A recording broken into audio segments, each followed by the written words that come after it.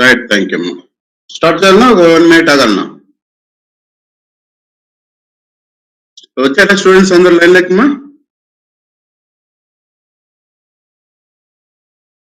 Okay right, thank you.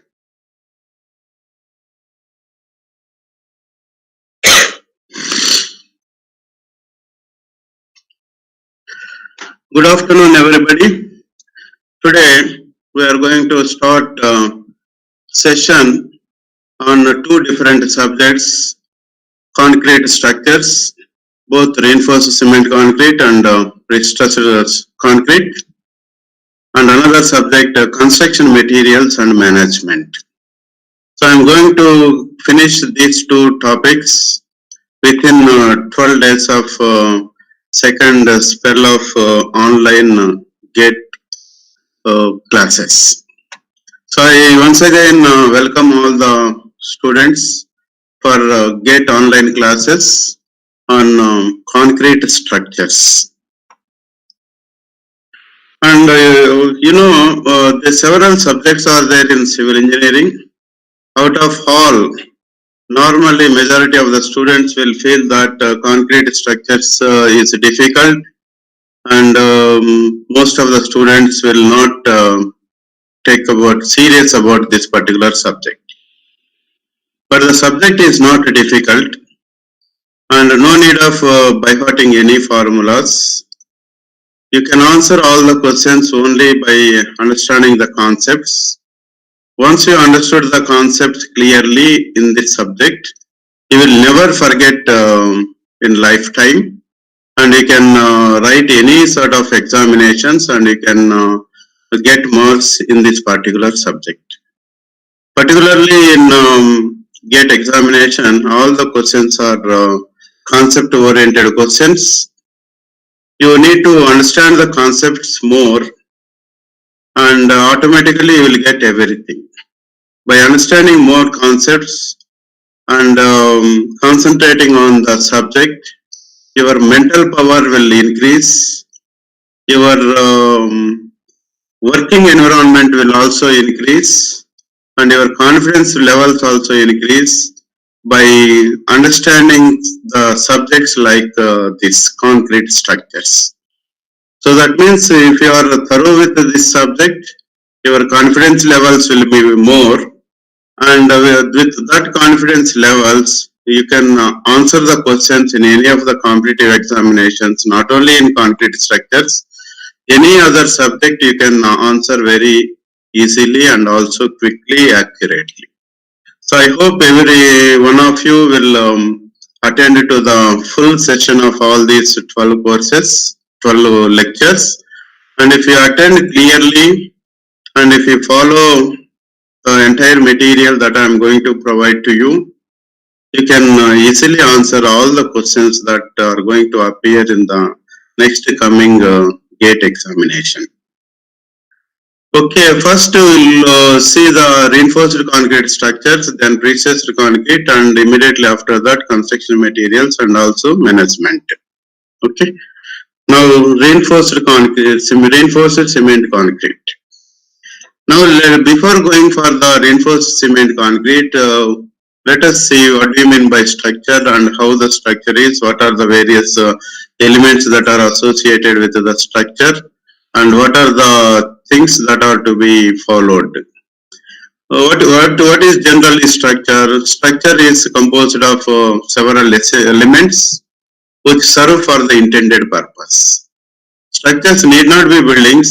Any structures, maybe irrigation structures, buildings, then road structures or offshore structures. Like that, several structures are there. Any structure is composed of several elements, and that must serve for the intended purpose. For example, if you want to design for an irrigation structure, it should serve the purpose of that particular structure. And similarly, buildings also, several buildings are there. And if you want to construct a commercial building, naturally, it should serve for the commercial purpose. Like that, several things. So, structure is an assembly of various members that will serve for the intended purpose. And what normally structure will do? Structure has to resist the various loads and also forces that are acting on the members, and also the various other environmental effects such as temperature, frost, chemical attack, etc. So structure must be capable of resisting all the types of loads and also forces that are coming on the structure throughout its lifetime. Throughout its lifetime. And the design of a structure. What the design consists in the design?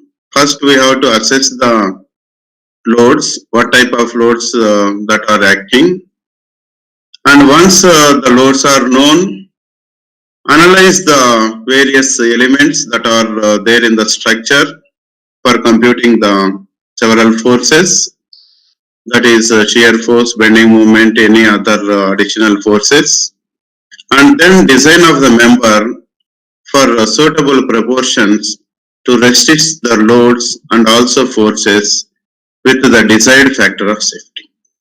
So what normally we do, we have to assess the magnitude of the loads that are acting on different elements on the structure, number one. Based on the loads, analyze the entire structure for various forces, axial force, bending moment, and also shear force, etc. that are coming onto the that are induced on the various elements of the structure.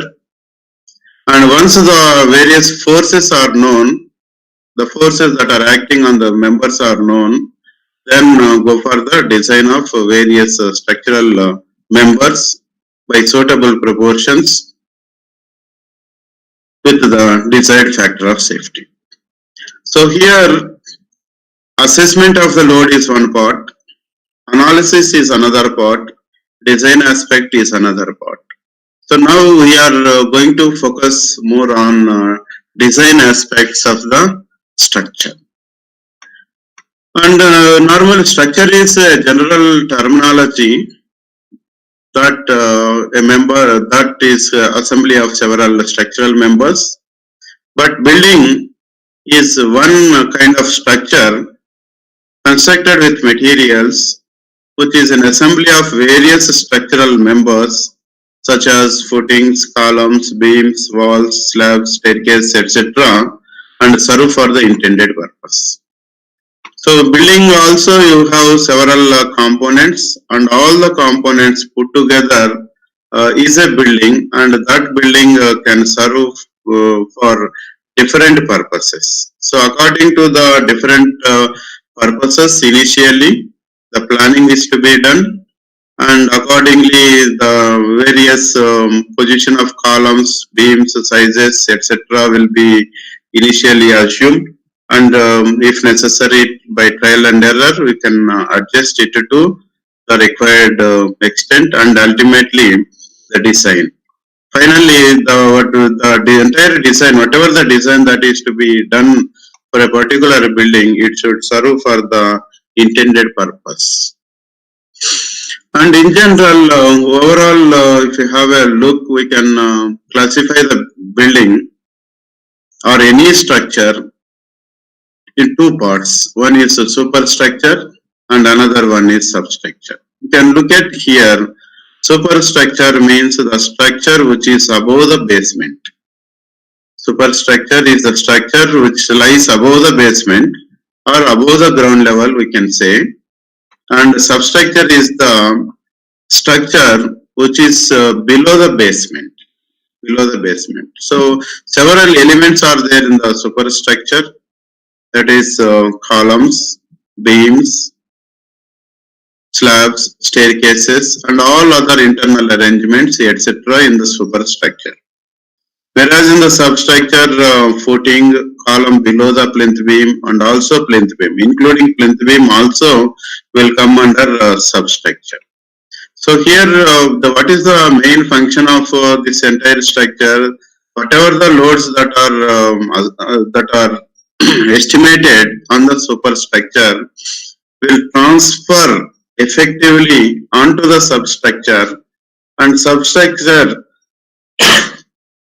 will transfer the same loads to the underneath the soil.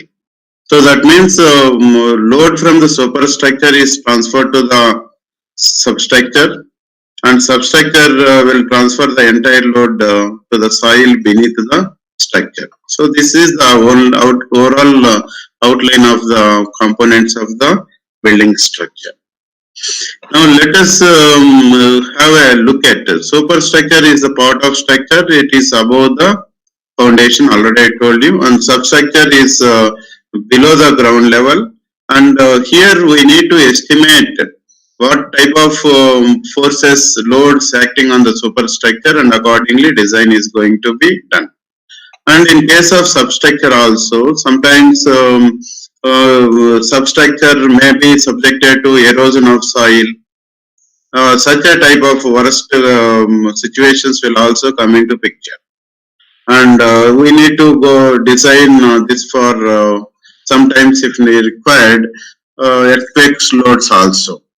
So first what we need to do is estimate the various different types of loads on the superstructure and design it, and similarly find out the various forces that are acting on the various parts of that substructure, and accordingly design the same using the popular method of limit state method of design.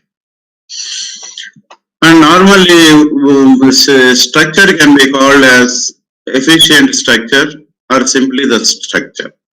What are the main requirements of a structure? Main requirements of a structure is safety, serviceability, and economy. We can say only the three overall. Safety of the structure is more important, and safety involves the perfect design of the structure by considering the various loads and forces that are acting on the structure. Then serviceability. So if the building or any structure is designed for some purpose, that purpose should serve throughout its lifetime of the structure. So safety important, then serviceability important, and economy. So whatever the design that you adopt, it should always be economical design.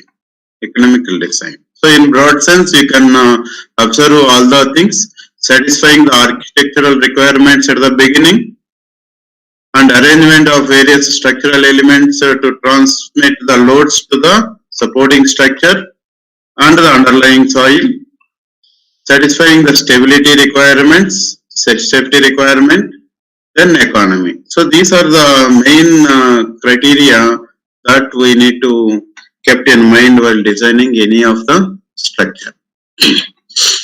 Now let us look at all these structures are going to construct with the reinforced cement concrete. We are now concentrating only on RCC. Now in RCC, what are the various ingredients in concrete? Normally the coarse aggregate, fine aggregate, cement, water, and of course some additives depending on the strength requirement and other parameters. But in major, these are the three components, and of course water. Coarse aggregate normally provides the strength to the concrete. Fine aggregate fills all the voids that appear in between the aggregates, because coarse aggregate are big in size, and sometimes it may be well graded or even poorly graded. The fine aggregate will fill the entire voids in the aggregates. Of course, sometimes voids filled in the fine aggregate itself also will be filled by fine aggregate. And the major function of cement is binding the aggregate. So by providing adhesion to all the materials that are there in the concrete, binding property provided by the cement. And water, hydration of cement and for workability purpose.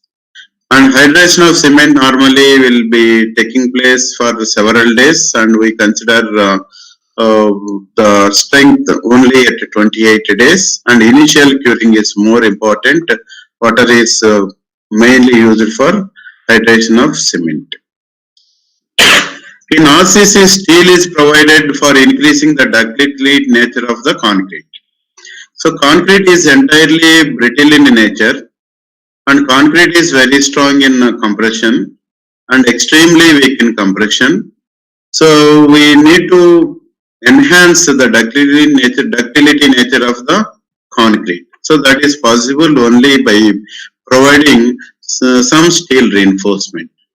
And practically, plain cement concrete is entirely brittle material. It does not absorb much deformations.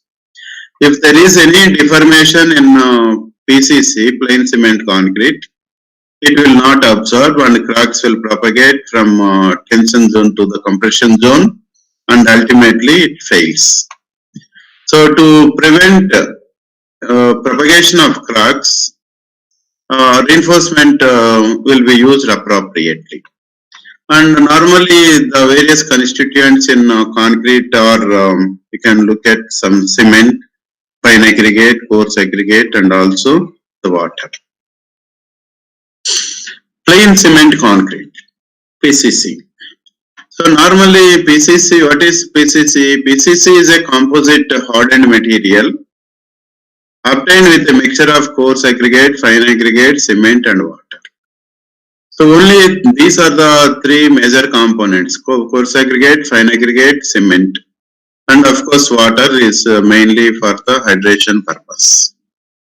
And there is no steel in plain concrete, and normally it will be used for protective layer or base course or bed concrete for RCC, or sometimes it will be used not to absorb water from RCC. So normally before laying any RCC, for example cement concrete roads, before laying cement concrete roads, we are going to prepare the base by means of the plain cement concrete.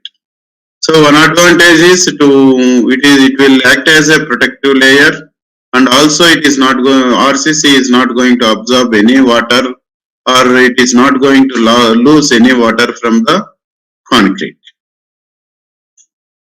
And so moisture available in soil shall not be absorbed by RCC footings, which causes corrosion of reinforcement.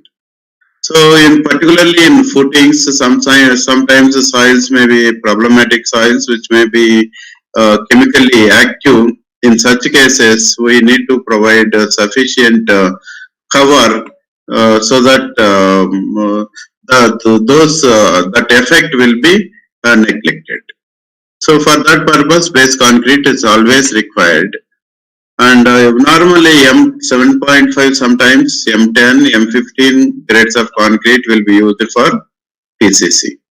We can also use high grade of concrete, say the desired grade of concrete, maybe M20 or M25 also can be used for mass concrete work. For example, if the structure is a huge retaining wall, normally PCC can also be sometimes used for M20 grade of concrete or M25, M30 grade of concrete depending upon the requirement. Even for roads, we normally go for M30 or M35 grades of concrete nowadays for the cement concrete roads. So the any desired grade can be used for the mass concrete. And sometimes this bed concrete PCC will be used for leveling purpose, or bed concrete for footings, or sometimes it can be casted with the casted for grade beams, concrete roads, etc. So these are the some of the applications. Then reinforced cement concrete. Reinforced cement concrete is a hardened concrete with steel embedded into it to enable it to resist the tensile and shear stresses. So what normally we do, it is also a hardened concrete with some steel reinforcement provided for some specific purpose of resisting the tensile and shear stresses. Simply keeping a reinforcement in concrete is not a reinforced concrete. Simply keeping some reinforcement, providing some reinforcement in concrete is not a reinforced cement concrete. So the reinforcement must be capable of resisting the tensile and shear stresses that are induced in the concrete. And normally when the reinforcement is provided on tension phase, the tensile stresses that are developed at the tension phase will resist by means of the steel reinforcement. For example, for a concrete beam, if the steel reinforcement is provided at the middle, it will not at all called as a reinforced cement concrete, because at the middle it is neutral axis where there are no stresses and no tensile stresses, no compressive stress.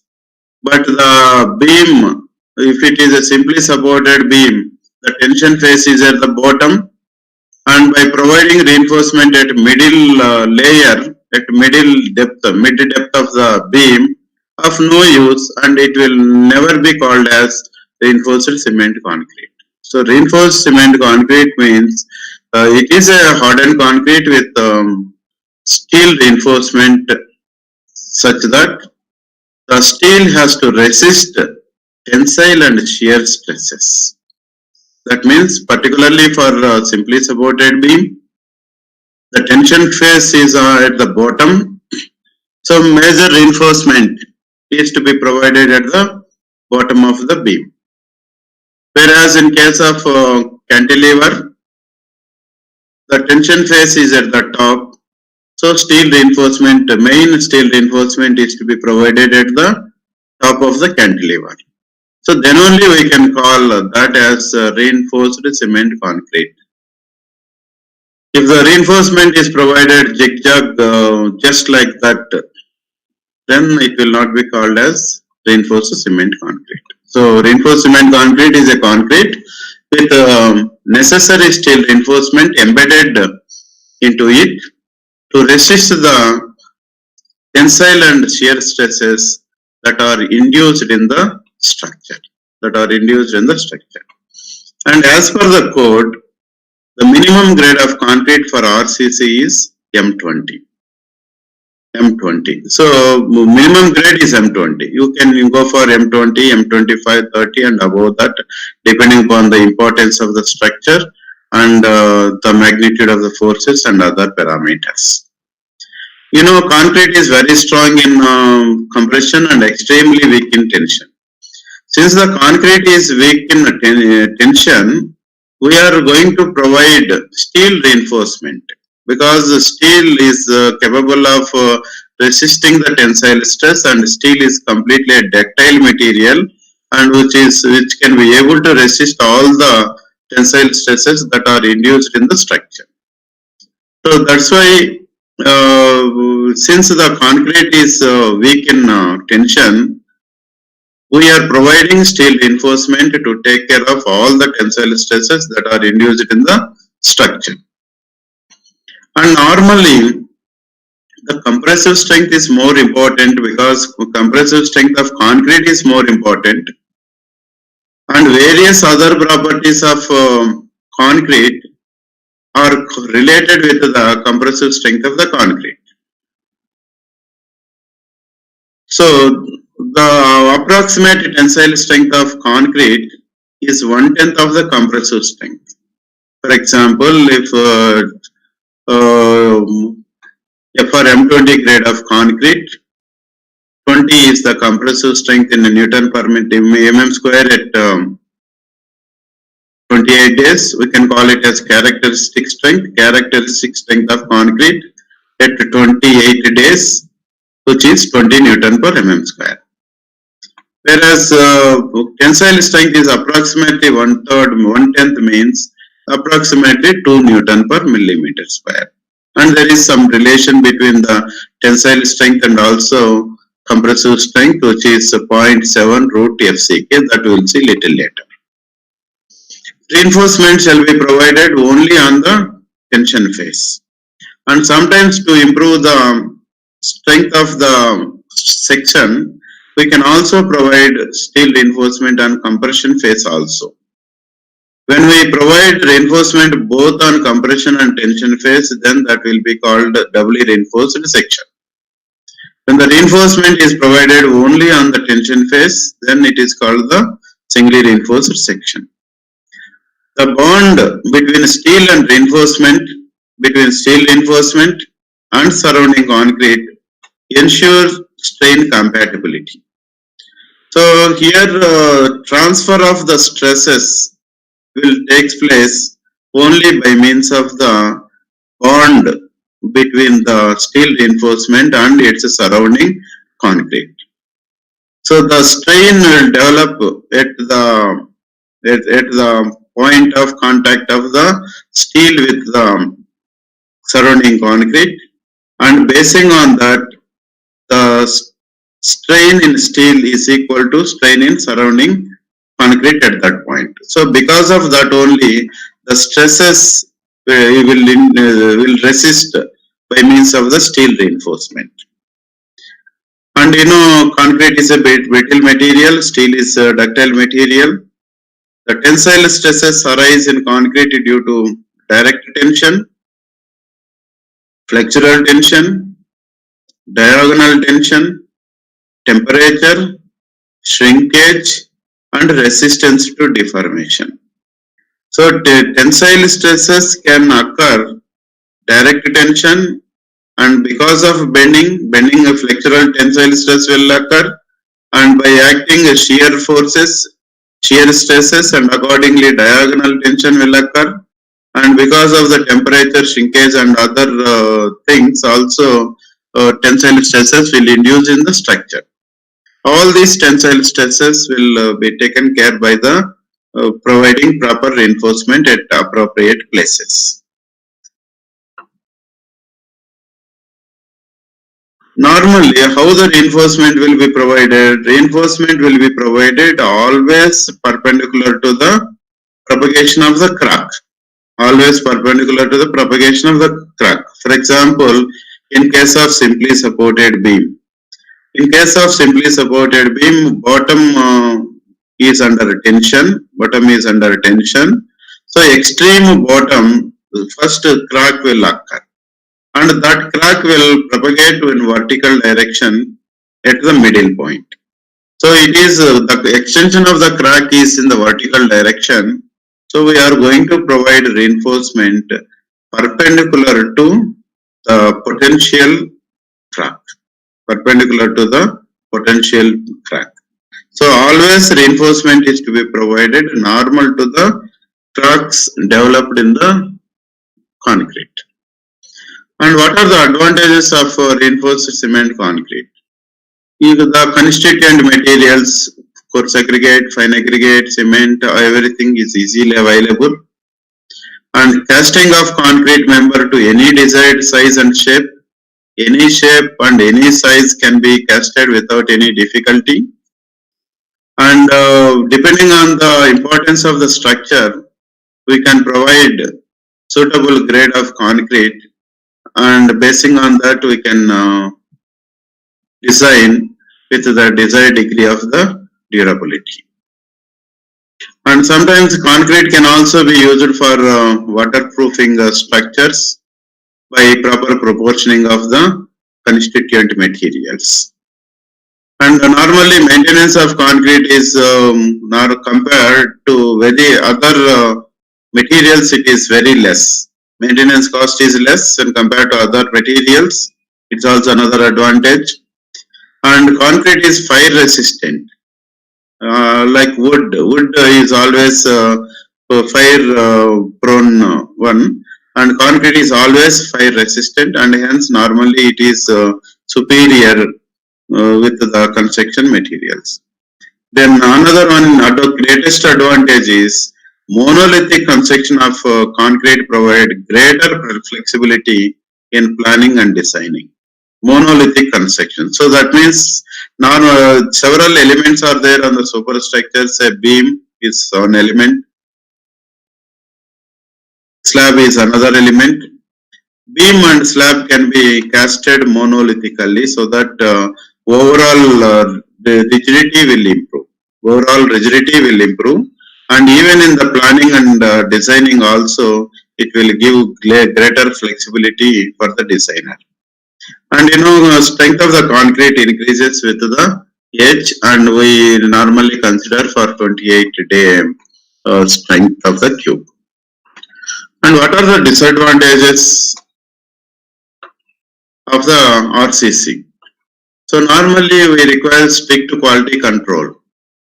When strict quality control is there, then good quality of structure will be constructed. If the quality is not of that perfect, naturally it will give a lot of problems later, and maintenance cost also will be improved drastically. And particularly the leakage is more if the quality of concrete is not perfect, and particularly in case of toilets and water prone areas, we need to use the strict quality control, particularly for the concrete. Then the structure made with concrete cannot reuse elsewhere after dismantling. For example, if we don't want the building at one place, we cannot shift the same to another place, because whatever the material that is being used cannot be reused after dismantling. Whereas in case of timber structure or steel structure, it can be dismantled and can be used at some other place. So that's another great disadvantage of it. And for design of RCC structure, several methods are there: working stress method, ultimate load method, limit state method. And all the first two methods, working stress and ultimate load methods, are outdated, and there are some difficulties in the design and also the concept wise, and these two are outdated. And the limit state method of design is now being used for the design of RCC structures. But for the examination purpose, fundamentals in working stress method of design is also there in the syllabus. So we are going to concentrate fundamental concepts in working stress method and very detailed design by means of the limit state method of design. Working stress method of design. So here the name itself gives working stress. So stress is not the ultimate. Whatever the stress that is induced in the structure, the limitation of the stress is only the working stress. So here the design stress or allowable stress or permissible stress, normally all will be called as one. Permissible stress, how much stress is permissible, how much stress is allowed in the structure, or what is the design stress in the structure. So all these terms are same one and the same. So design stress will be the characteristic strength by factor of safety. So in working stress method, already I told you, for design of any structure, number one is safety, two serviceability, then three economy. So safety is more important. So here in the working stress method of design, safety will be provided by means of the reduction of the stresses, reduction of the permissible stresses, reduction of the original stresses of the materials. Originally, the material stresses are limited to certain values. That means factor of safety introduced on the material strengths. So when the factor of safety introduced on the material strengths, then allowable stresses or permissible stresses magnitude will be reduced. In that way, the factor of safety introduced in case of working stress method of design. Whereas the loads or the working loads, service loads, both are same. So here design load is same as working load, which is also service load. That means whatever the load that is actual, the same load is considered as a design load. So that means the factor of safety is not given for the loads.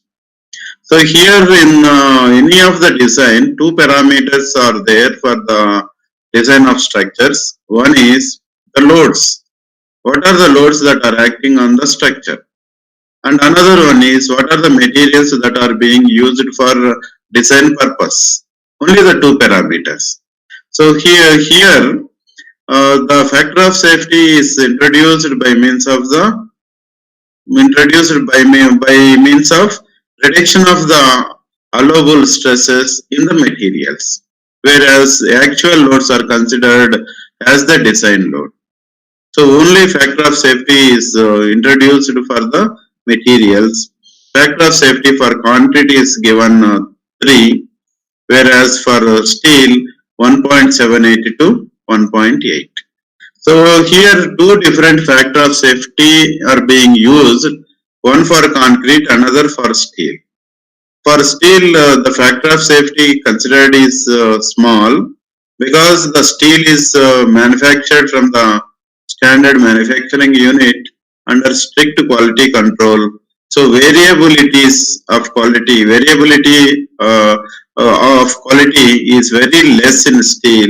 So that's why we are using less factor of safety approximately equal to 1.8. Whereas high factor of safety is used in concrete, which is equal to 3, because the constituent material itself may not be having uniform properties. Materials tested in the laboratory may not be having same appropriate exact properties of the materials that is being used at the site, or even in a large quantity the properties of the materials vary slightly.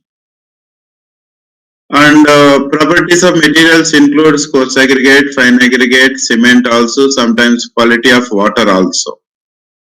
So all these will affect, and at the same time mixing by means of manual or mechanical arrangement. Sometimes the mixing of the concrete may be undermixed or overmixed, or with less water cement ratio, high water cement ratio. Then transportation of the concrete to the required place and placing of the concrete, whether the concrete is placed at certain height or it will be dumped from a height with impact, or whether vibration is being used perfectly for all the entire material, or compaction is done perfectly. All these factors are there several variability. Degree of variability is large in case of manufacturing of the concrete, and also placing of the concrete, by compaction of the concrete, final finishing of the concrete. Every stage the degree of variability is large. So that's why the factor of safety for concrete is considered as 3 in case of working stress method of design. In working stress method, design is based on the uniqueness theorem, and design strength of material is based on lower bound theorem. So here design strength of materials. For materials we are applying factor of safety so that we are reducing the allowable stresses, reducing the stresses in the materials. So it follows lower bound theorem, and it is not utilizing the entire strength of material property. And normally working stress method is a stress oriented approach. We will look into some details little later in a detailed discussion on working stress method of design. So in this method, factor of safety introduced by means of for the materials, and no factor of safety for the loads. And by doing so, there are several disadvantages of working stress method of design. And concrete is not elastic, and hence distribution of stresses across the section is not linear. Concrete is not elastic, it's a brittle material, and distribution of the stress across the section is not linear. So what we do is the distribution of the stress across the section, we are considering it as a linear, but it is not linear. Factor of safety is not considered for the uncertainties associated with the loads. So loads that are acting on the structure have a lot of uncertainties. Whatever the load that is estimated may have different uncertainties. So those uncertainties are not considered in this method of design. And computation of elastic stresses on account of shrinkage and also creep is very difficult. And actual margin of safety is not equal to the factor of safety used in working stress method. Working stress method fails to discriminate between types of loads that act simultaneously. For example, dead load and wind load act simultaneously. Dead load and wind load act simultaneously. Sometimes what is going to happen, dead load produce one type of stress, wind load produce another type of stress. But here in this method, we are simply adding the dead load and also the wind load. We are not taking any consideration in this particular case. So sometimes wind is blown in different direction and the stresses produced because of the dead load and because of the wind load are opposite in nature. When it is opposite in nature, the load can be reduced, but simply adding the load and designing the structure by means of the working stress method of design. So with all these difficulties, it will not serve for the exact analysis and it is now outdated. Another one is ultimate load method. Let us not spend much time. Here ultimate load. The name itself indicates that factor of safety in this method is introduced by means of the loads. By means of the loads. That means uh, ultimate load equal to load factor multiplied by working load. Whatever the load that is acting on the structure will be multiplied by a load factor and that will be considered for the design purpose. Ultimate load is considered for the design purpose. But here the actual stresses in the materials are considered based on the stress strain curve for steel and concrete.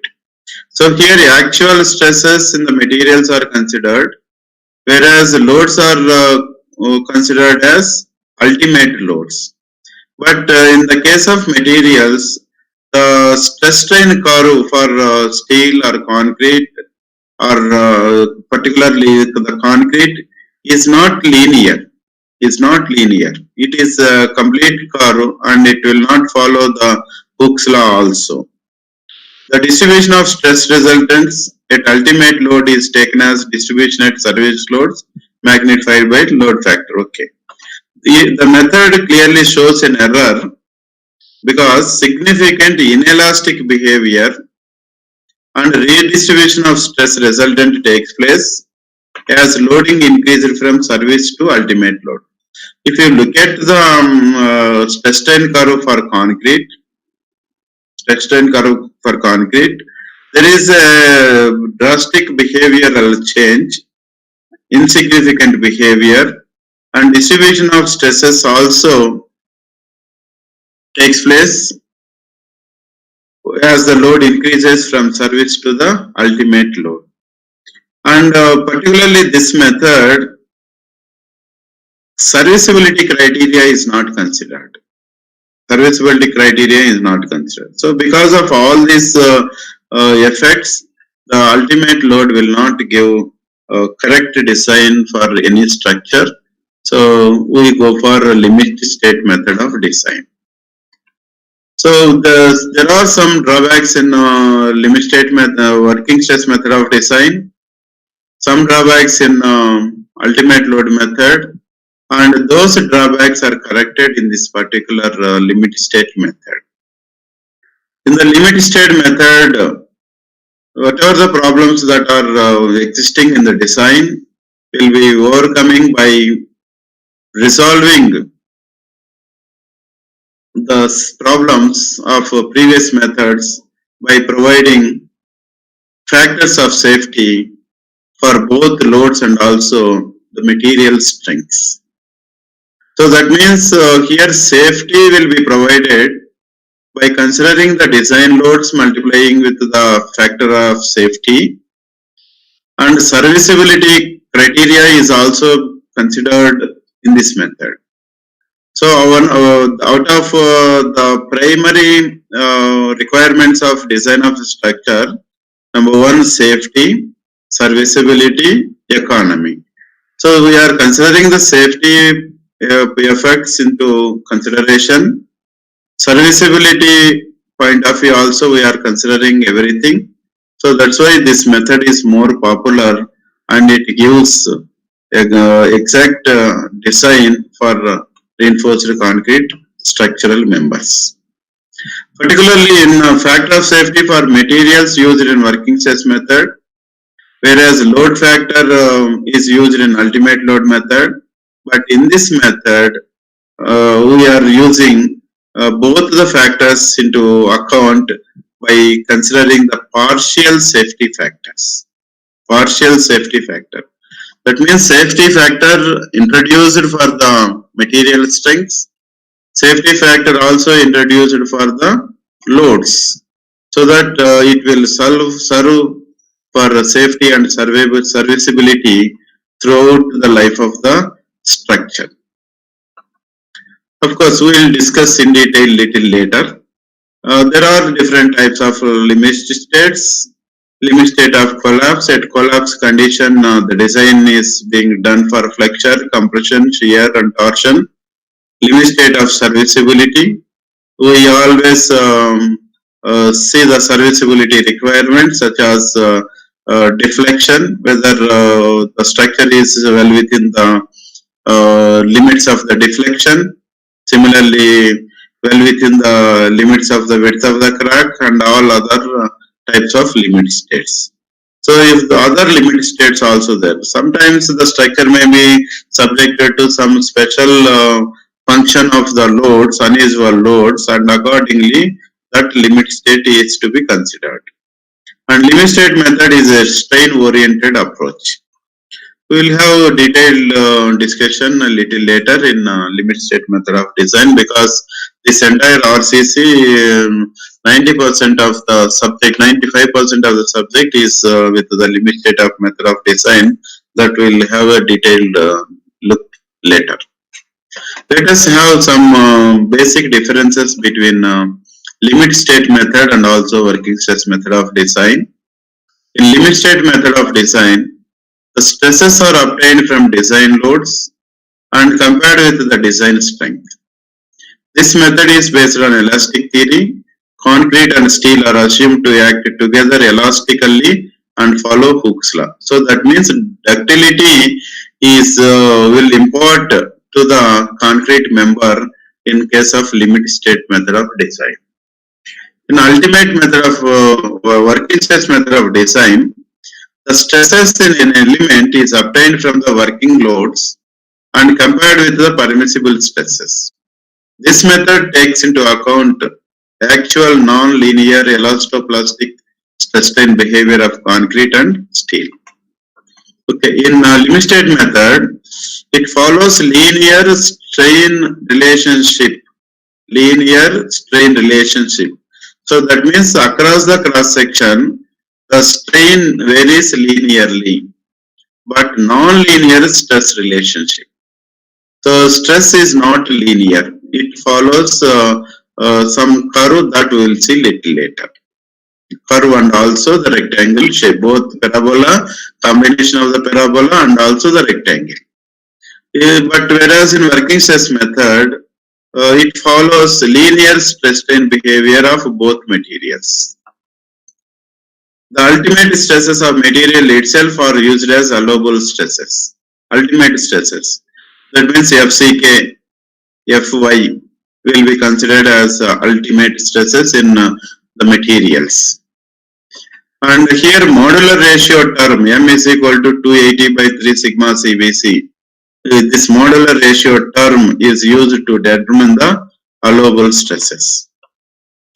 The material capabilities are not underestimated as much as they are in working stress method. Partial safety factors are used in the limit state method. So here the loads are not underestimated here. Whereas here material capabilities are underestimated and a large extent factor of safety are used in the working stress method. The member is considered as ultimate stress in limit state method. The member is considered as working stress in case of working stress method. Ultimate load carrying capacity can be predicted very accurately in limit state method of design. Ultimate load carrying capacity cannot be predicted accurately in working stress method of design. And the main drawback in working stress method of design is the uneconomical section. So the sections that are designed based on working stress method are always uneconomical. Now let us have some detailed fundamental discussion on working stress method of design.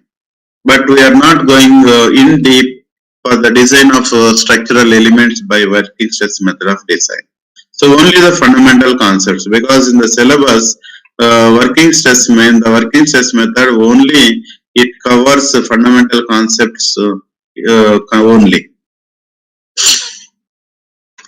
So as per the IS 456, IS 456 has given the detailed procedure for the design by using working stress method of design.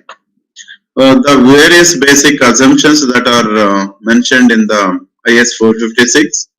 At every cross section, plane sections before bending remains plane after bending. So this is the original member.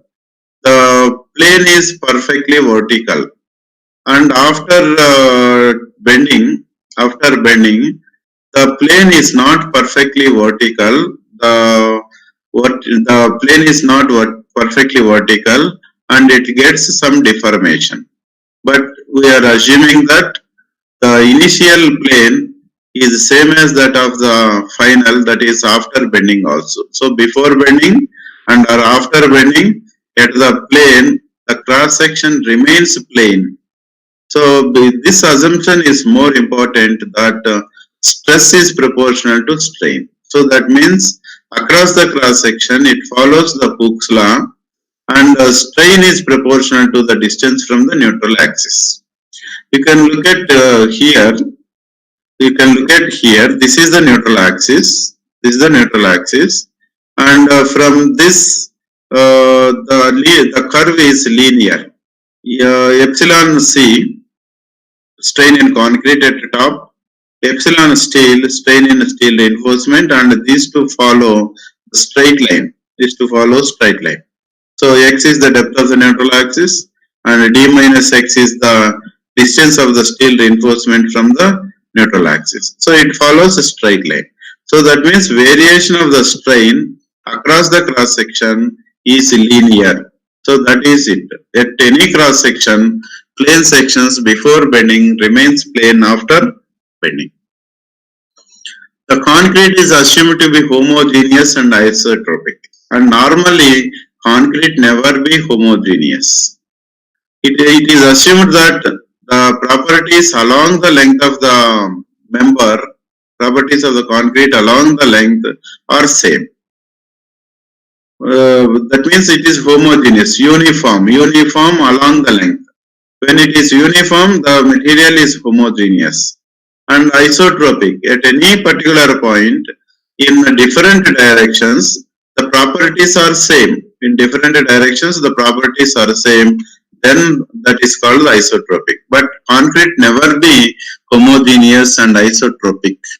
But it is considered as homogeneous and isotropic. Otherwise, it is very difficult to analyze the structure. All the tensile stresses that are taken up by the reinforcement and none by concrete except as otherwise specifically permitted.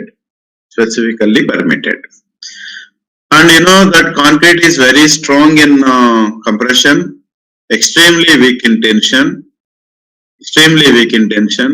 So all the tensile stresses will be taken up by the steel reinforcement only, and we are not considering the concrete area on the tension side. Concrete area on the tension side. So you just can have a look here. You can have a look here when the in this particular diagram. In this particular diagram, you can look at the neutral axis is NA, and compressive area shown by the hatched line, and below the neutral axis it is under tension. Area of concrete below neutral axis is ineffective because the entire concrete is under tension, and one of our assumption is concrete is ineffective. Concrete is not going to take up any amount of tensile stress, but some amount of tension will be taken by the concrete. You know that even FCR, flexural tensile strength will be equal to 0.7 root FCK, 0.7 root FCK. So that, and also flexural, any concrete will have some amount of flexural strength. That is approximately 1/10 of the characteristic strength. 1/10 of the characteristic strength. But if it is 1/10 or so, the magnitude is very small, and hence it is neglected. So though there is a relation, cracked concrete FCR, flexural tension FCR equal to 0.7 root FCK. Though the value exists, we are not taking that value into account for the analysis purpose. We are taking it to 0. And we can look at here, there is no effect regarding the concrete. Next one, stress-strain relationship of steel and concrete under working loads is a straight line. So normally in case of mild steel, it follows approximately the curve. A is proportionality limit. It is the limit up to which the stress strain variation is linear, and B is the elastic limit. If the material is stressed to the point B, and if it released, it will come to its original position. If the load is applied beyond the stress B, it cannot regain its original position. That point is called the elastic limit. Elastic limit is the limit of the stress. If the material is stressed beyond this point, it cannot regain its original position. Of course, upper yield limit, lower yield limit, and E will be the ultimate stress, F will be the failure stress. So these are the various stresses in case of mild steel. But code has given that idealized stress strain diagram. Idealized stress strain diagram for mild steel. So it is linear up to certain level. You can also see it linearly up to certain level, and afterwards it is considered as horizontal. That means with the increase in strain, there is no increase in stress. So this magnitude is called the Fy yield stress. Next assumption, the concrete area on tension phase is assumed to be ineffective.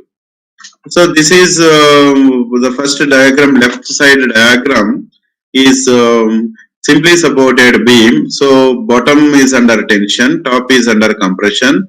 So below the neutral axis is ineffective. Whereas in case of right side cross section, it is for the cantilever, where the top face is under tension, bottom face is under compression. The top area is ineffective. That is, area above the neutral axis is ineffective. So we cannot simply say that neutral area below the neutral axis is ineffective. That we cannot say. Depending on the phase, whether it is under tension or compression, accordingly we have to talk about the area to be ineffective. This is for the case of cantilever where the tension is at the top, so top area is ineffective. But remember one thing, once the concrete area is ineffective, if there is no concrete at all in this white portion, then can it is going to resist the loads? No. Though the concrete is not effective, but this concrete is useful for providing bond between the steel reinforcement and the surrounding concrete so that the strain induced in the steel reinforcement and hence it resists the tensile stresses that will be developed on the tension phase. So because of the bond transfer, we require concrete on the tension phase, though it is not useful for direct tension, but it will be useful for the developing the bond stress between the steel and its surrounding concrete. Steel area is assumed to be concentrated at the center of the steel reinforcement. So these are the steel reinforcing bars, and we assume that all the steel reinforcement will be assumed to concentrate exactly at the center, and at that point only the tensile force will be acting. Bond between the steel and concrete is perfect within the elastic limit of steel. Okay. Concrete is assumed to behave linearly elastic. It is actually concrete is not linearly elastic, but it is assumed to be linearly elastic. And stress in concrete varies linearly from zero at neutral axis to maximum at extreme fiber. So already we had earlier discussion. In case of working stress method of design, the variation of the stress diagram is a triangle with sigma CBC on the extreme compression phase and 0 at the neutral axis. So you can observe here, stress in concrete varies linearly from 0 at the neutral axis to maximum at the extreme fiber. What is the maximum stress at the extreme fiber, which is equal to sigma CBC? Modular ratio M has the value. So M is defined as 280 by 3 sigma CBC. Remember that this equation M is equal to 280 by 3 sigma CBC is based on the fact that by considering the long-term effects such as creep. So based on the long-term effects, the modular ratio is being computed here. Normally, what is modular ratio? Modular ratio means modulus of elasticity, ratio of the modulus of elasticity of steel divided by modulus of elasticity of concrete. ES by EC. So M is equal to ES by EC. That is short-term modulus of elasticity. But that ratio is not same as this M. Remember, M is 280 by 3 sigma CBC. This M is based on the effect considering the long-term effects.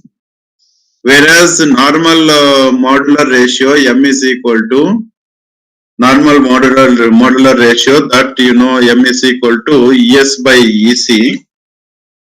Normal modular ratio M is equal to ES by EC. Everybody knows that M will be equal to ES by EC. So here ES is short term, EC is short term modulus of velocity of the concrete. Of course, ES means modulus of velocity of steel, it's okay. But for modulus of velocity of the concrete varies, and it will be considered as short term modulus, and it will also be called as M is equal to ES by EC. So this is short-term modulus of elasticity. By considering short-term modulus of elasticity, it will be called M. But this M is not equal to this. Both the M values are different. This M value is by considering the long-term effect into account. Long-term effect into account. So that is the main difference between these two. Main difference between these two. Okay. Now let us move to the next one. M is not same as the modular ratio based on EC. And EC will be equal to 5000 root FCK, where FCK is the characteristic strength of the concrete. And this is based on the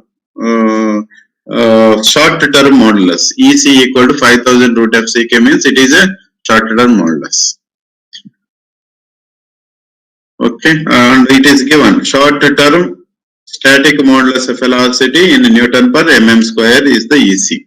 But M is equal to 280 by 3 sigma CBC is entirely different. That is basing on the long-term effect into consideration. And you know that this one, ES by EC, and that is different. Okay, in case of working stress method of design, the factor of safety will be provided by the reduction of stresses in the materials. So in the reduction of the stresses in materials, it is for concrete it will be provided 3, and for steel reinforcement it will be equal to approximately 1.8. And of course, already I told you, low factor of safety for steel is considered as the steel is manufactured under strict quality control. High factor of safety for concrete is considered due to several variations involved in constituent materials, manufacturing of concrete, transportation of concrete, placing of concrete, compaction of concrete, etc. Okay, several things are there. Now let us have a look at this. For M20 grade of concrete, FCK is 20, and sigma CBC means compressive stress in bending in concrete. Permissible compressive stress in bending in concrete. That is 20 divided by 3. 3 is the factor of safety for concrete. It will be approximately 6.67. It will be taken as 7 Newton per millimeter square. Sometimes this may be a small question in the examination. The permissible compressive stress in bending in concrete is, that is 7 Newton per mm square for M20. For Fe 250 grade steel, Fy is yield stress 250 and sigma St is 250 by 1.8. It is approximately this. That will be taken as 140 Newton per mm square. That will be taken as 1 Newton per mm square. I'm sorry, this is not Fy. It is nothing but sigma St.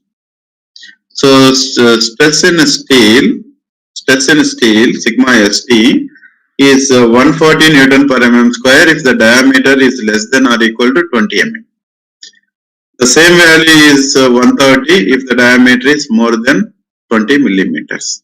And for Fe 450 grade steel, it will be 230. So these are the normal values. The one has to understand and remember the appropriate values for any of the calculations. Sometimes this may be a question. What is the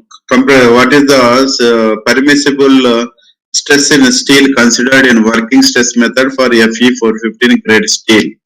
That is answer is 230. So you need to remember some certain things. No need of remembering. By means of repetitive reading, you will get everything in your mind.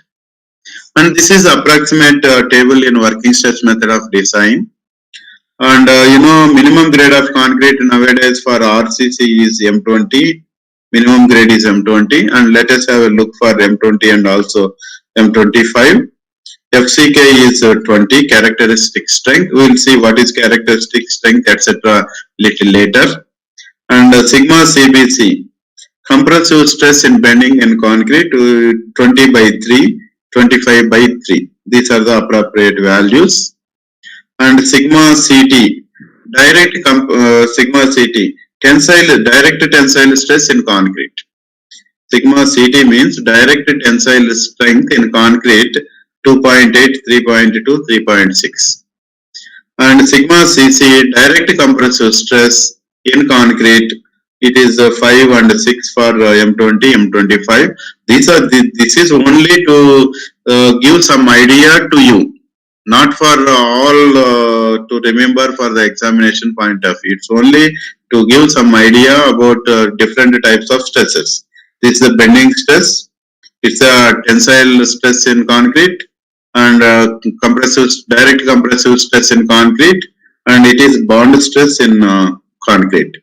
0.9 and also 1 Newton per mm square. And if we calculate M value 280 by 3 sigma CBC formula, and already you know 3 sigma CBC is 7, accordingly 13.33 you will get, it will be taken as 13 and 11. Sometimes it may be a question, what is the modular ratio corresponding to M25 grade of concrete? 11. So sometimes you may remember, or otherwise you can use the formula and get the same value appropriately. For example, the question M may be asked for M30. There is no value in the literature. So what you do, you just know the formula M equal to 80 by 3 sigma CBC and substitute it appropriately. And that will be the way for computing it. And you can also remember here, when factor of safety is 1.8, you can relate these two. Sometimes the question may be in the reverse direction. Sigma ST, stress in steel, will be equal to 0.55 times of Fy. Fy is, say, for example, 250. 250 multiplied by 0.55 will give you approximately 140. So that factor of safety is this. Sometimes it may be given relation in the other direction also. And what about the stress? When factor of safety is given 3, what is the relation between sigma CBC and FCK? You know that till now FCK is sigma CBC will be equal to FCK divided by 3. The same thing is now being represented. What is 1 by 3.33 FCK? Here also the same thing. That will be another mode of asking the questions in the examination. Next, direct tension in concrete. So you know that it is direct. When it is direct tension, direct tensile force divided by its cross-sectional area. So here we can take a small area. In this area, 4 reinforcing bars are available, and that is called the area of the steel reinforcement, AST. And remaining part of the section is area of the concrete. We have to consider both the materials into account. Because it is direct tension, both concrete will take some part of tension, steel also takes some part of tension, and it is simply area. Area means what area? Equivalent area. Because when there are two different materials, concrete and steel, we have to convert it into equivalent value. The question is direct tensile stress in concrete. So we are calculating the stress in concrete. When we are calculating the stress in concrete, convert this entire area into equivalent concrete. What is equivalent concrete? AC, anyhow area of the concrete, plus steel is going to convert into equivalent area M times of AST. So this is called the equivalent area of the concrete. AC plus M into AST. What is AC? You know that AC is nothing but AG minus AST. This first term AC is nothing but AG, gross cross-sectional area. For example, if this is A into A square is the gross cross-sectional area. AG minus AST plus m times of AST. What is that you will get?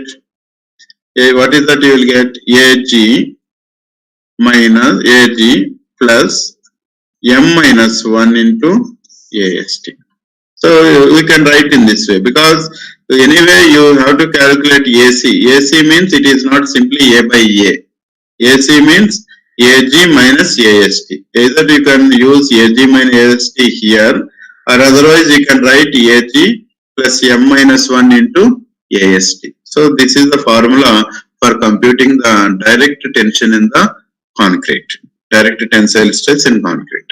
And similar approach for direct compression in concrete.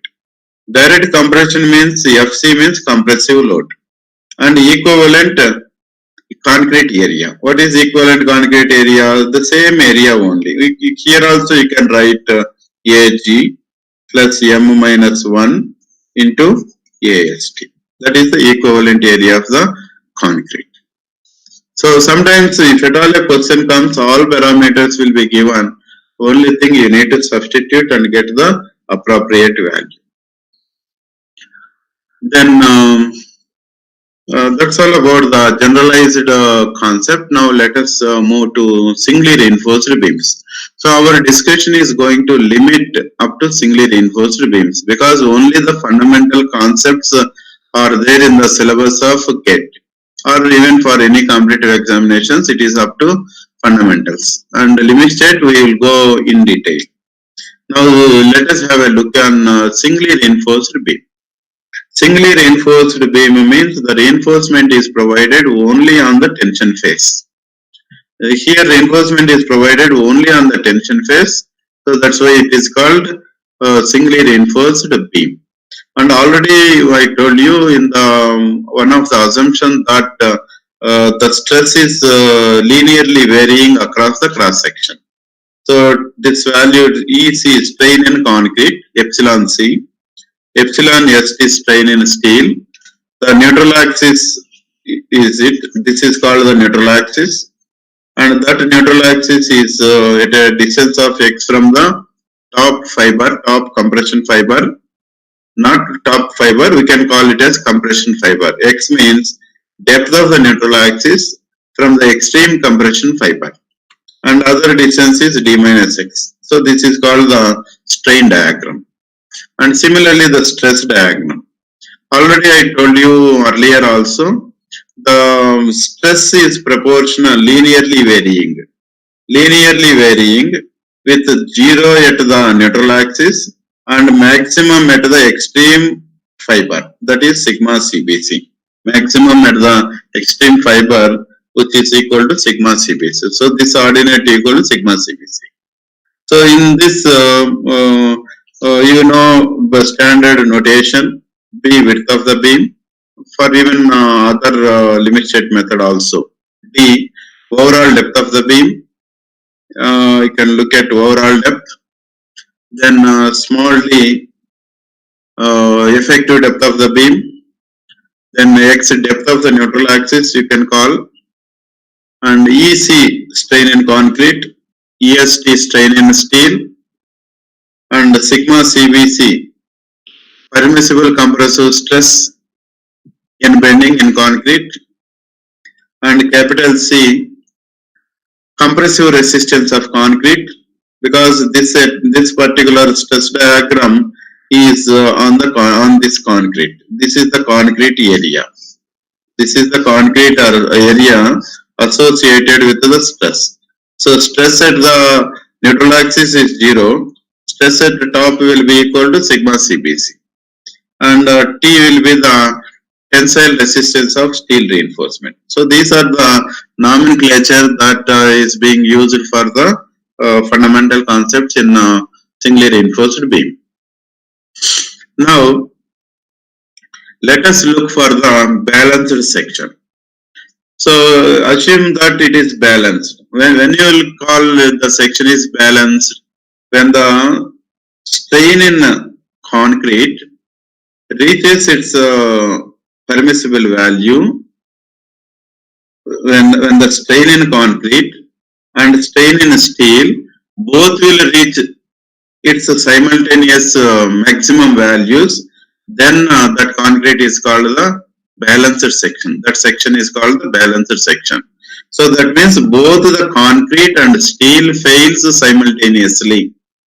When concrete and steel fails simultaneously, the section is called the balanced section. That means both the materials utilized effectively. Both the materials utilized effectively, and that is called the balanced section. So when it is balanced section, assume that strain in concrete at the top and strain in steel at bottom reaches its maximum value. So what is the ratio of those two? You can look at x divided by d minus x. You can look at here, next page. You can look at x by d minus x, x by d minus x equal to EC by ES, EC by ES. So in this particular formula, just you can also take the reverse. And in the reverse, d by x is nothing but d by x. X minus x by x is minus 1. ES is strain in steel. ES is strain in steel. What is strain in steel? You can look at here, strain in steel. ES is nothing but sigma ST by ES. That is stress by modulus of elasticity is the strain in steel. Similarly, strain in concrete is stress divided by modulus of elasticity of the concrete. And you can look at here sigma ST by sigma CBC, same. And it will go top EC by ES. And ES by EC is nothing but M. So finally sigma ST by sigma CBC 1 by M is nothing but this.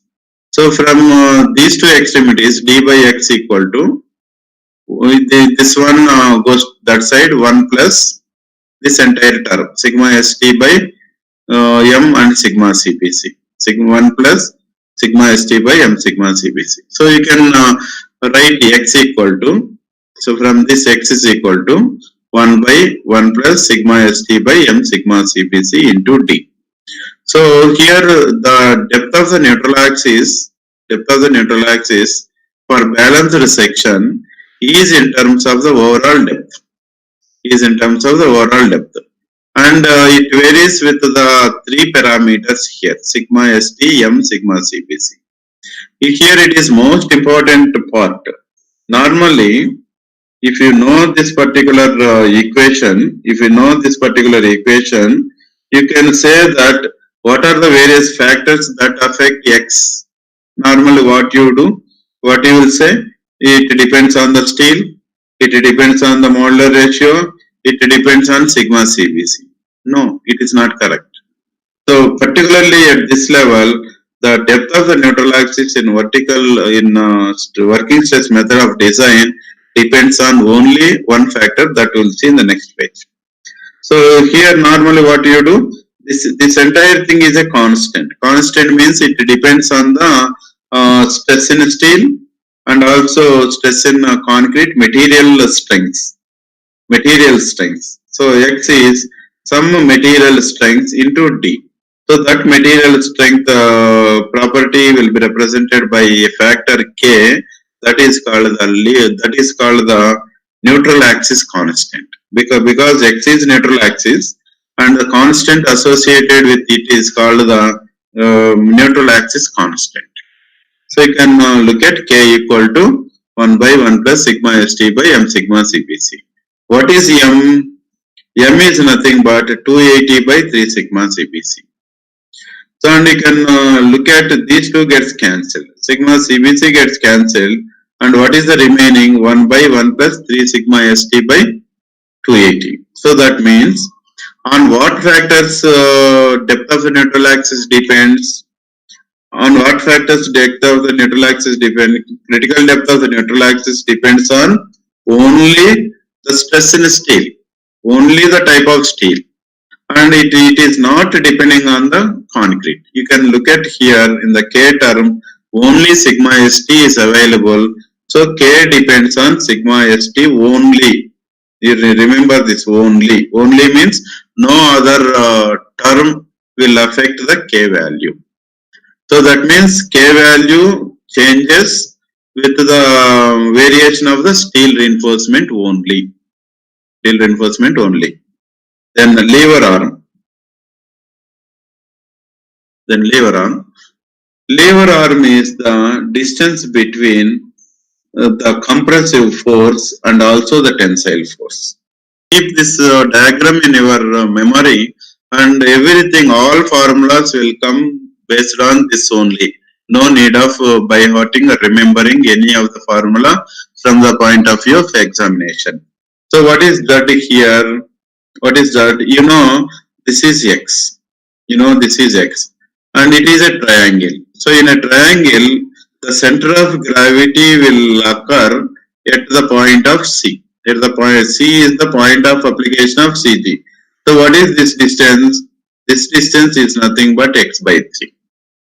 When this distance is x by 3, what is this distance? Overall distance is d and minus x by 3. Minus x by 3. So z value will be equal to, in this case, z value will be equal to t minus x by 3. You can look at the next one. Z is equal to d minus x by 3. D minus x is kd now, already you know.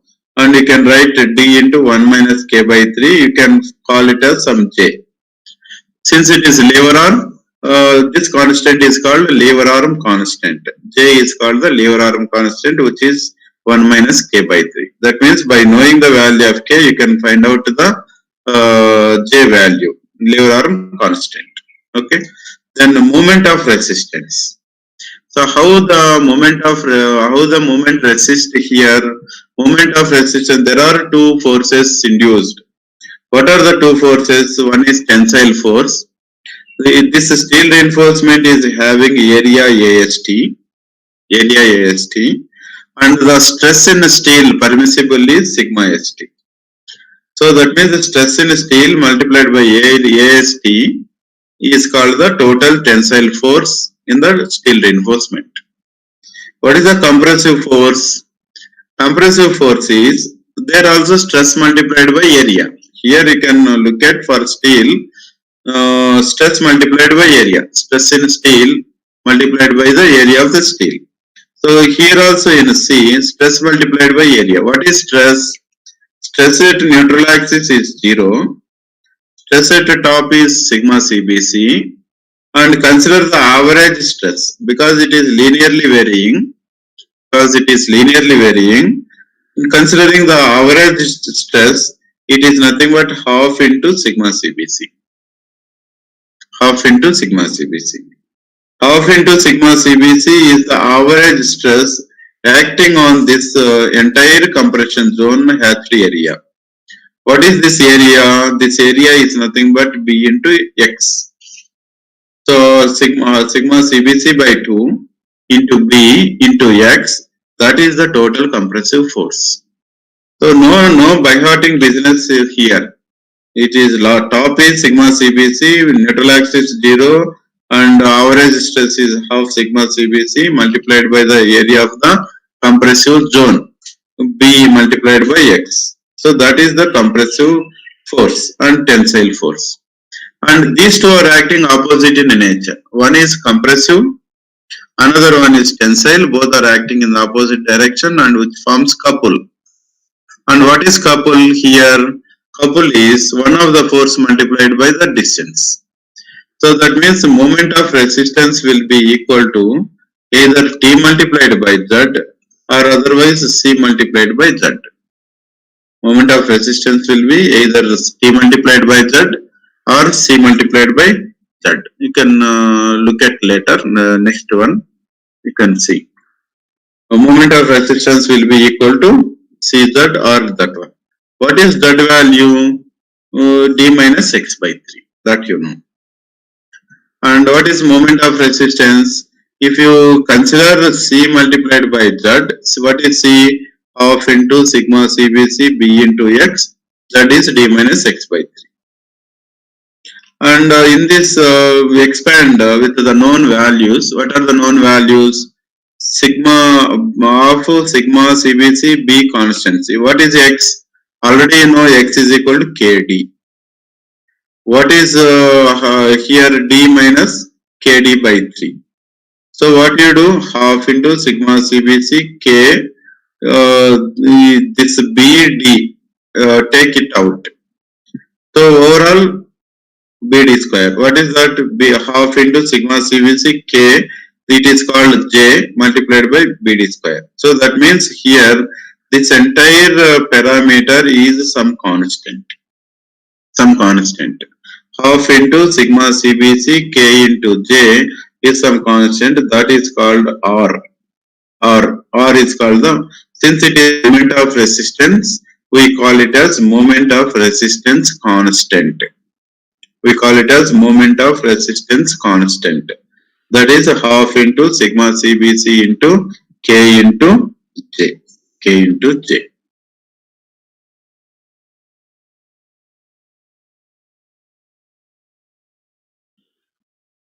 Okay. Next, percentage of tensile steel reinforcement. Percentage of tensile steel reinforcement. How much percentage of tensile steel reinforcement corresponding to the balanced section? Because we are talking everything about the balanced section only. So for the balanced section, moment of resistance is tensile force multiplied by lever arm. You know that this moment of resistance RBD square, just now we have seen RBD square. And because of tensile force, sigma ST, AST into JD. Lever arm is nothing but JD. And expand on both the sides. And ultimately this D gets cancelled. AST by BD, you can write AST by BD. Here you know AST, here BD, one D cancelled. So what is the remaining half into sigma CBC by sigma ST into K? That means this equation will be useful for finding the percentage of steel. What is percentage of steel?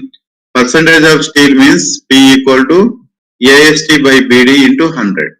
That is a percentage. AST by BD into 100.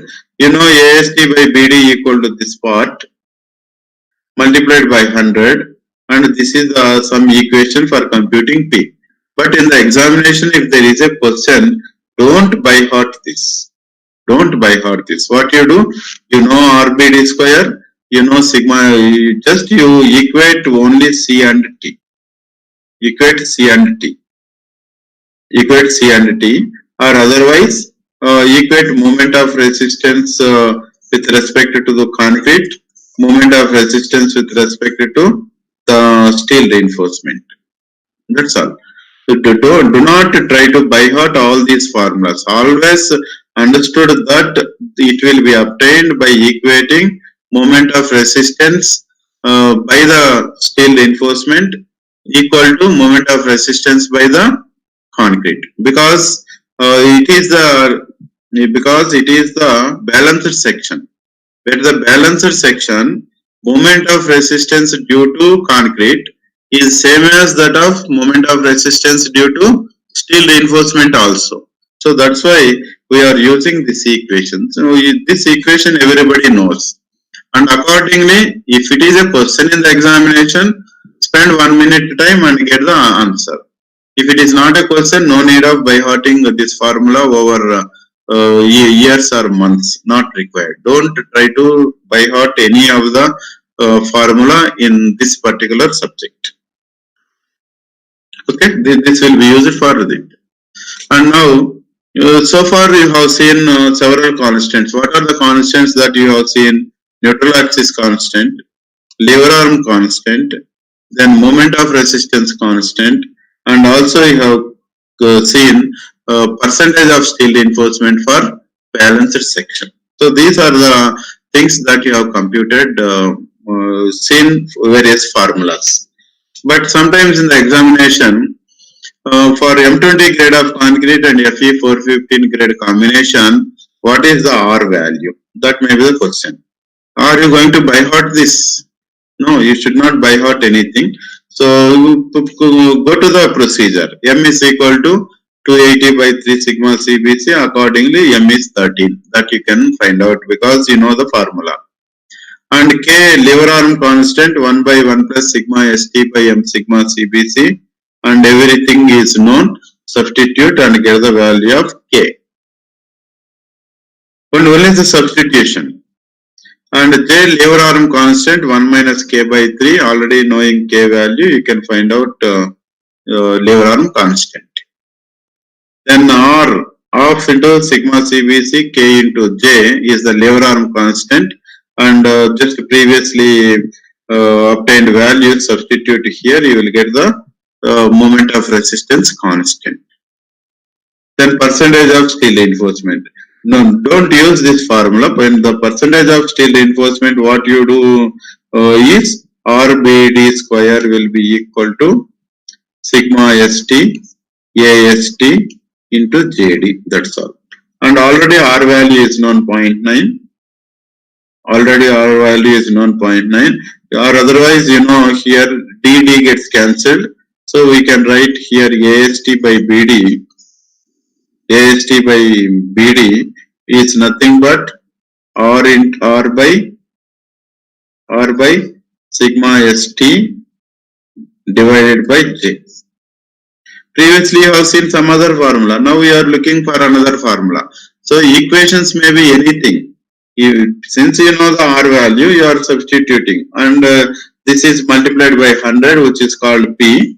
Also multiply this by 100, that is P. What is R value? 0.9 divided by sigma ST 230 and J is 0.906 multiplied by 100, and you will get exactly 0.431%.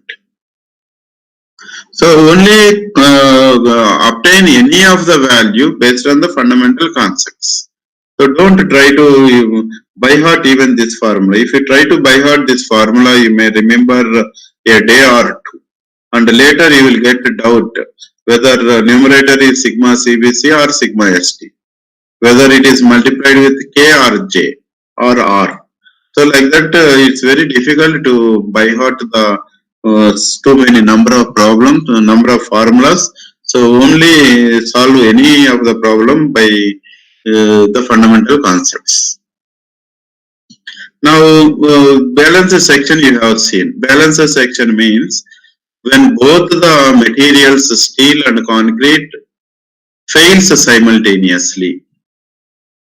That means both the steel and concrete reaches its permissible values of the stresses simultaneously. When both the materials reaches its permissible values, the moment of resistance is governed by either concrete or by means of the steel reinforcement. So that's why we have used moment of resistance equal to either T into Z or C into Z, and both the magnitudes are one and the same. Now it is under reinforced section. So to without confusion, just remember, observe under reinforced. What is the meaning of under reinforced? Reinforcement is less than the required. Under reinforced section means it is a section in which the reinforcement is less than that required for balanced section. So to what comparison the reinforcement is under or over? This comparison is only with the balanced section. So under reinforced section means the reinforcement that is provided in a section is less than that for the balanced section. Then that is called the under reinforced section. I'll read the sentence. When the steel reinforcement provided in a section is less than that required for balanced section, the section is called the under reinforced section. So that means steel reinforcement is less. When steel reinforcement is less, what is going to happen for the depth of the neutral axis? What happens for the depth of the neutral axis? So this is the depth of the neutral axis. If the steel is more, what is going to happen? This neutral axis will come down, because neutral axis means it is center of gravity of compressive force and tensile force. If steel reinforcement is more, the neutral axis shifts downward. But here in this problem, under reinforced section, the steel reinforcement is less. When steel reinforcement is less, this neutral axis will move upward. So when it is balanced, then it is x. If the steel reduced further, what is going to happen? The neutral axis will move upward. That means the depth of the neutral axis is less. The depth of the neutral axis is less. I think it is there. Yeah. We can look at x is less than xc. X means actual depth of the neutral axis. Xc is the critical depth of the neutral axis. Critical depth or balanced depth of the neutral axis. And you know that it is under reinforced, that means steel is less. Naturally, steel fails. And stress in steel reaches its maximum permissible value. Stress in steel reaches maximum permissible value early than that in concrete. Early than that in concrete. So concrete steel fails.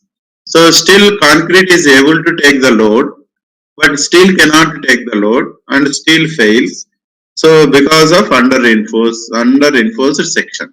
Because of providing less reinforcement, the stresses, permissible stresses in steel reaches early than that in concrete and steel fails.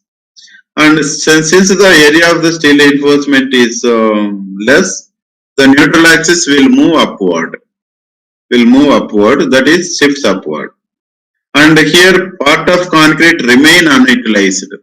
Steel completely utilized because its stress is permissible. But concrete stress cannot be utilized perfectly. And here failure is by means of the steel. How the steel will fail? Steel will fail. Steel will fail by giving considerable deformation. Because the steel is a ductile material. Steel is a ductile material. And before failure, steel gives advance warning or considerable deformation will be given before failure.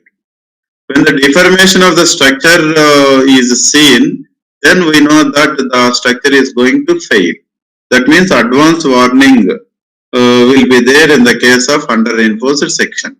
So that's why all the structural members are to be designed either balanced section or under reinforced sections only, because even at the time of failure we know that the structure is going to fail and suitable measures are to be taken from the safety point of view.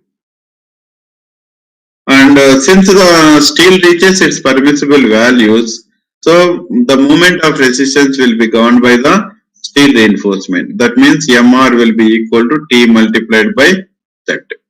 T multiplied by Z. Because it is steel fails. And you can look at it, this is a cross section, and originally the red line is neutral axis for the balanced section. Red line and red words. Red line is critical neutral axis for balanced section. But when the reinforcement is less, the neutral axis moves upward and you can look at another neutral axis x value. Okay. And moment of resistance is governed by T into Z. T means sigma st ast and Z means d minus x by 3. You should not use Z JD. JD is valid only in case of balanced section, because J is the lever arm constant for balanced section. Here Z means you cannot use JD, it must be d minus x by 3 only. It's a simple formula for computing the moment of resistance of the section. Then another type of section which is exactly opposite to the under reinforced section is over reinforced section. It's over reinforced section. All the points are exactly opposite. So what is going to happen here? Over reinforced section means reinforcement provided is more than that required for balanced section. So reinforcement is more over. When reinforcement is over, for resisting the same amount of force, the stress induced in the material is less. The stress induced in the material is less. So when the reinforcement provided is more than that required for balanced section, the section is called over reinforced section. And when the reinforcement is more, then the neutral axis will shifts downward. When the reinforcement provided is more at the on tension phase, more on the tension phase, what is going to happen? Originally, this will be the neutral axis, and because of more area of the steel reinforcement, the neutral axis is going to move downward. So you can look at here critical neutral axis for critical section or balanced section, neutral axis for under reinforced section which is above, and neutral axis for over reinforced section which is below. So these are the three different positions of the neutral axis for the three different cases. And you know that x is more than xc, actual depth of neutral axis is more than the critical depth. So just by understanding the concepts of this, it's very easy to understand the figure. Once you understood the figure, the formulas, any formula can be evolved from that. And here what is going to happen? Over reinforced, so concrete is going to fail. So where the in which material stress reaches its maximum? Stress in concrete reaches maximum permissible value earlier than that in steel, and hence concrete fails. Since here over reinforced, concrete capacity in resisting moment is less, so concrete is going to fail. How concrete is fail? You know, the concrete is a brittle material. Concrete is a brittle material, and since it is a brittle material, it will give very small deformation before failure. When the deformation is very small before failure, the failure is sudden, and we may not sometimes expect. And such a type of failure is always dangerous, and it may leads to loss of life of persons, So that's why the design must always be either for the balanced section or for the under reinforced sections only. And over reinforced sections are not preferred as it fails sudden. The position of neutral axis shifts downward. Moment of resistance is governed by concrete, because concrete reaches its permissible values of the stresses. So naturally, the moment of resistance computation is by means of the concrete only, and part of the steel is not utilized. For example, what is going to happen if M20 and Fe415 steel are used? Fe415 means 230. So what is going to happen here? The stress is 230, whereas in case of M20 it is 7. Since in case of over reinforced concrete, what is going to happen? The concrete reaches 7 Newton per mm square, whereas steel reaches maybe 185 Newton per mm square. That means steel is still having capacity to resist the loads. But once the concrete fails, the entire structure is going to fail. That means some amount of steel is not utilized perfectly. Because since its sigma CBC is 7 known, you can find out the moment of resistance basing on that. But this is 185 or 190 or 175, that you do not know, because you know only 230. But the stress in steel is not 230, it is some other value, and that value is not known. Because of not knowing known value, you cannot find out the moment of resistance based on that. So that's why in over-reinforced section, moment of resistance is always governed by the concrete only. And these are the different type of sections already have seen. Moment of resistance multiplied is C multiplied by Z. So here half into sigma CBC B into X D minus X by 3. Here also you should not use J, you should not use Z as JD. JD is valid only for the neutral balanced section or neutral section. So Z is not equal to JD in this particular case. You have to use only D minus X by 3. Then in all the several cases, we are talking about X is less than XC, X is greater than XC, because XC value is known. Because what is XC? XC is nothing but KD. Knowing the KD, K value and D value, knowing K value and D value, you can find out the critical depth. But how to calculate the X value?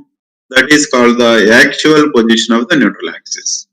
The actual position of the neutral axis will be obtained by means of following certain procedure of compressive strength in concrete and tensile strength in steel. So in the entire cross section, I am going back. In the entire cross section, for the equilibrium of the section, what are the forces acting on it?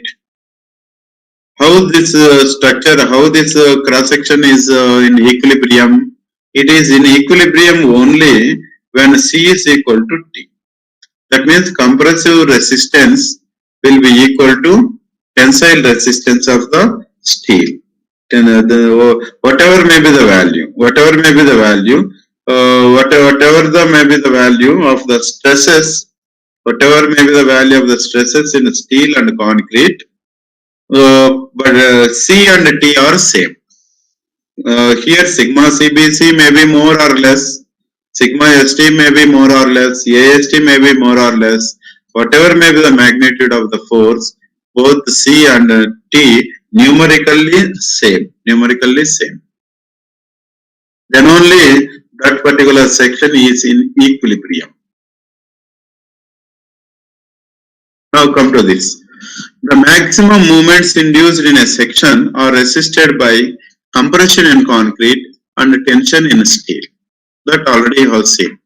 Neutral axis will be the center of gravity of the composite section consisting of area of concrete in compression and area of steel in tension.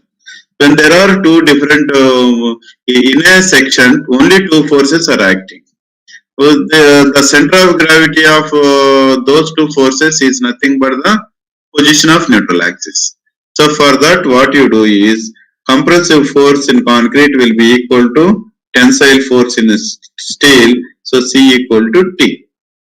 What is the compressive force? Already you know that half into sigma CBC into B into X.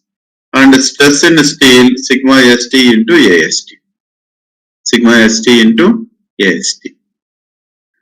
Before further discussion, I will go to some other slide. Now let us see this relation between various stresses. What are the stresses? You know, in over-reinforced section, for example, if the sigma CBC value is 7 and 230 is sigma ST, both will reach simultaneously these two numerical values when the section is balanced. And when the section is under reinforced, in the under reinforced case, what is going to happen? It may be 230, it may be 5.4. That means steel reaches its maximum value, but whereas concrete does not. Whereas in case of ORS, over-reinforced section, it may be 185 something, whereas that will be 7. That means concrete reaches its permissible value 7. This discussion we had earlier. Now, in case of under-reinforced section, when the stress in steel is 230. How to calculate the stress in concrete? How to calculate stress in concrete? 5.4. How you got this 5.4 value?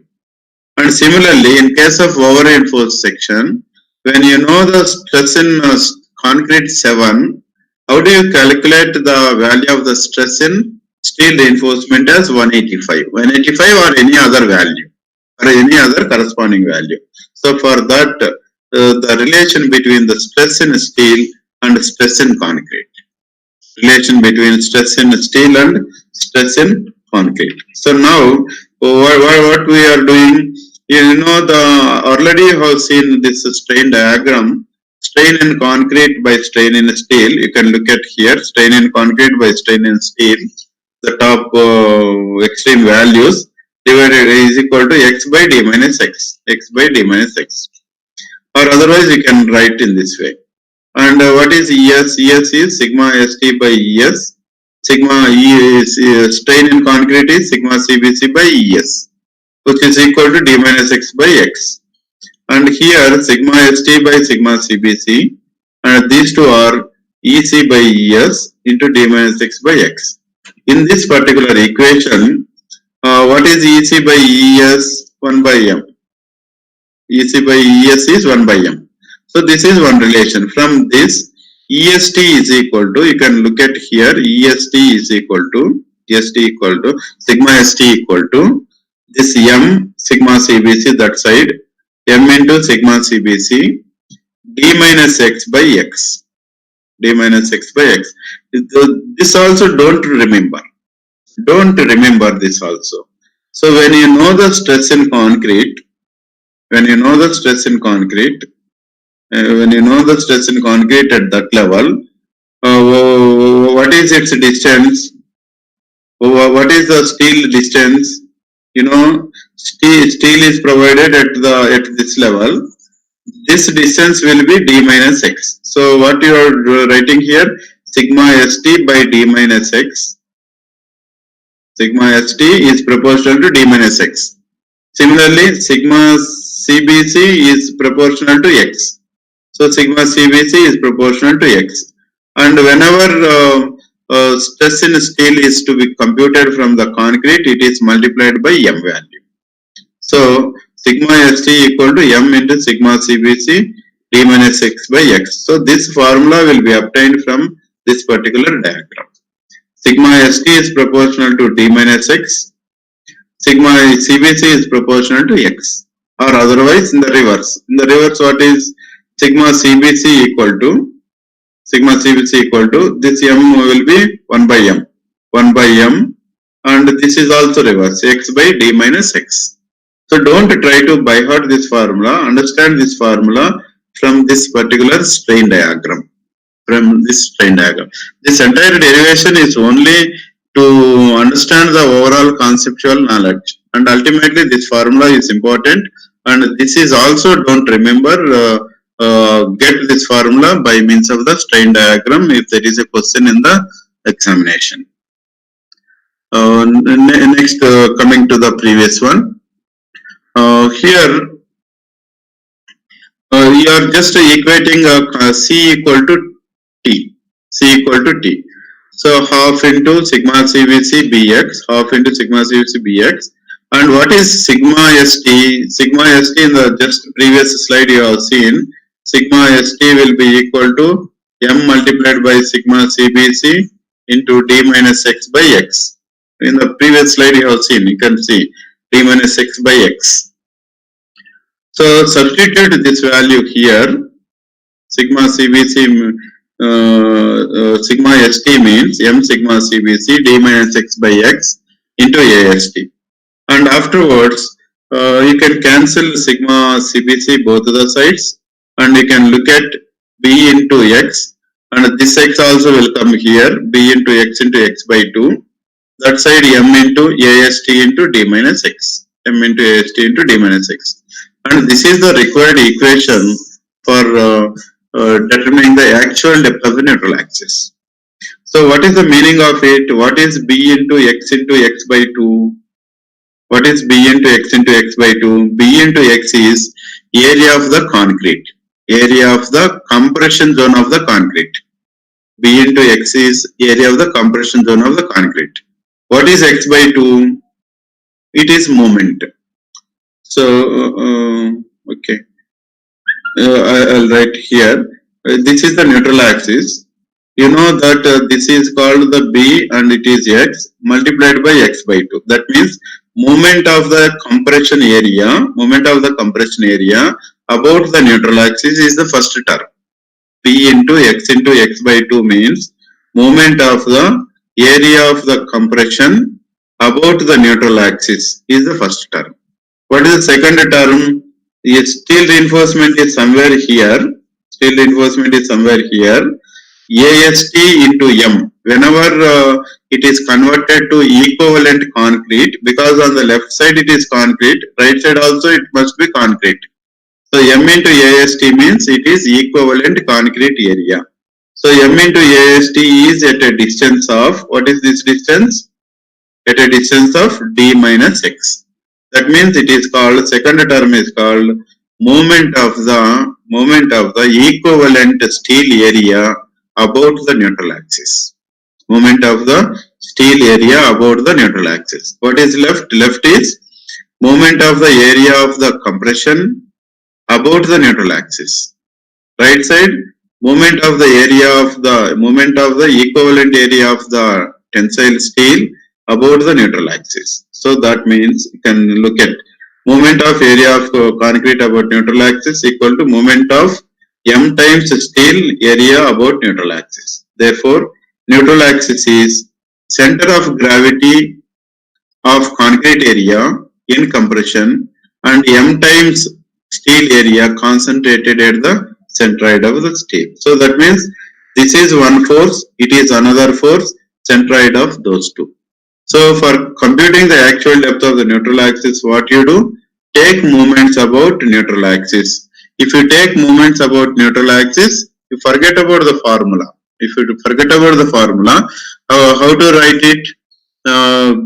Taking moments of all forces about neutral axis means B into X by 2 will be equal to M into AST is the steel and its distance will be D minus X. That's all about this formula. Don't try to by heart even for this also.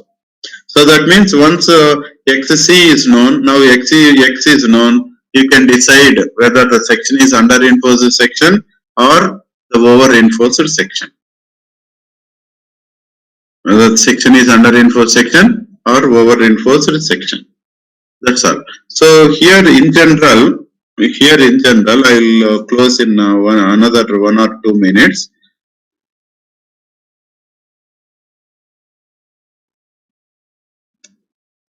So in general, what you have seen in the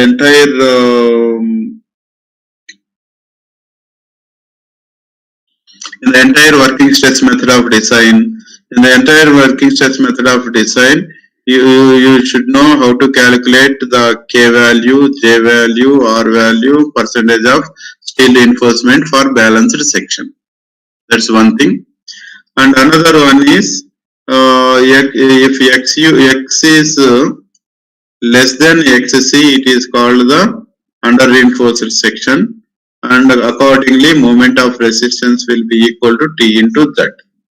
X is greater than XC, then it is over reinforced section. Accordingly, moment of resistance will be equal to C multiplied by Z. And if it is balanced, it's all right. There is no problem. And for computing the actual depth of the neutral axis, take moments about the neutral axis. So that is B into X by 2 equal to M into AST into T minus X. And to compute the stresses, if you know the compressive stress, sigma ST is nothing but the M into sigma CBC multiplied by D minus X by X. Or otherwise from this you can find out sigma CBC value basing on the sigma ST known. That's all about it. In the entire working stress method of design, if you just understood the basic concepts of all these parameters, then it is sufficient for answering any question in the examination. And tomorrow we will discuss numerical problems in working stress method. With this working stress method theory is over, we will discuss some problems, numerical problems, and also get previously appeared problems, and then we move to limit state method of design. And tomorrow again we will meet at 3 o'clock. Thank you very much.